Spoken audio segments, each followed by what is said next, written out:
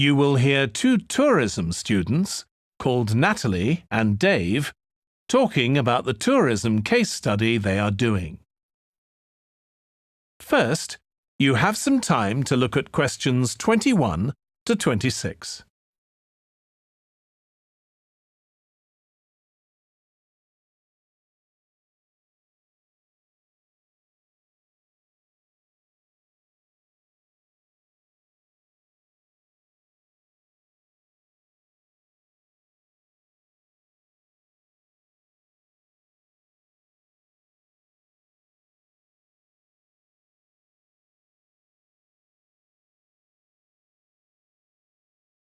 Now listen carefully and answer questions 21 to 26. Dave, I'm worried about our case study. I've done a bit of reading, but I'm not sure what's involved in actually writing a case study. I missed the lecture where Dr. Baker talked us through it. OK, well, it's quite straightforward. We've got our focus. That's tourism at the Horton Castle site. And you said you'd done some reading about it? Yes, I found some articles and made notes of the main points. Did you remember to keep a record of where you got the information from? Sure, I know what a pain it is when you forget that. OK, so we can compare what we've read. Then we have to decide on a particular problem or need at our site. And then think about who we're going to interview to get more information. OK, so who'd that be? The people who work there?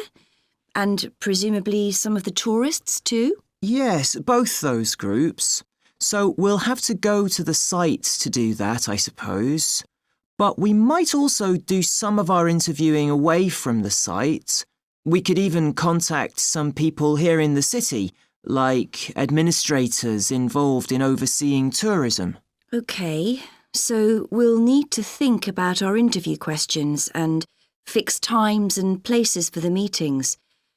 It's all going to take a lot of time. And if we can, we should ask our interviewees if they can bring along some numerical data that we can add to support our findings.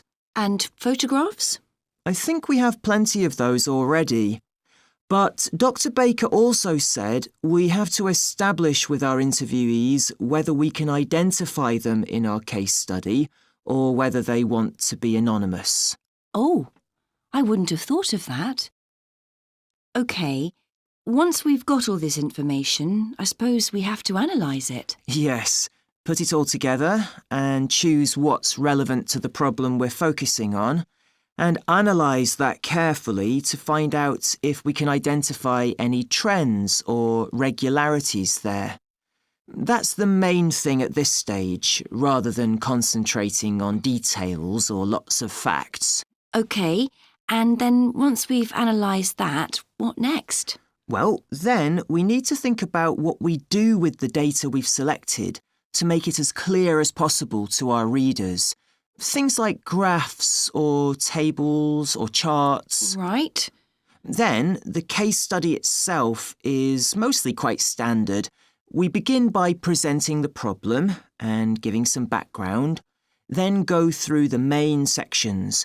But the thing that surprised me is that in a normal report, we'd end with some suggestions to deal with the problem or need we identified. But in a case study, we end up with a question or a series of questions to our readers, and they decide what ought to be done. Oh, I hadn't realised that.